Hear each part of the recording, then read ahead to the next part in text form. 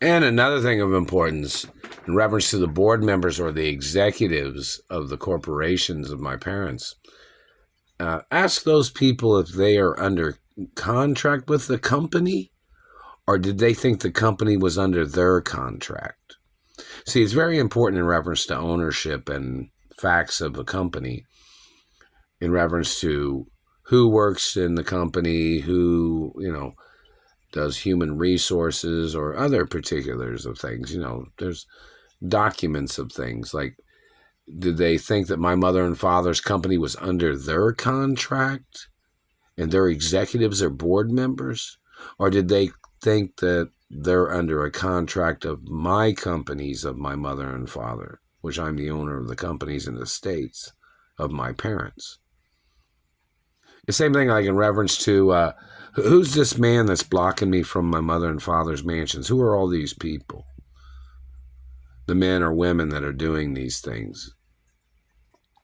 The woman that keeps intercepting phone calls and acting like she's some Nazi or some shit that intercepts my phone calls. And who does she work for? And does she think she's richer than me or my parents? Does she think she outranks me or my parents? My parents are legends in history too. Hollywood legends too. You know that, right? And tycoons. Both my parents had tycoon status. So who's this woman? She's working for a politician or something?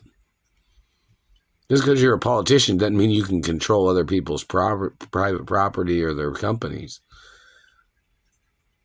Companies have to meet certain guidelines to be a functioning, running company. That doesn't include your political harassment or your political communist game of controlling companies for your personal gain or your tricks or your lies or whatever. Just remember that. Corporate law has its guidelines. Communist people and government trying to steal corporations or trying to control a company is treason. If you're violating corporate law or business law and you're some politician trying to manipulate or trying to hijack a company, they're going to have to order you into court, whoever you are.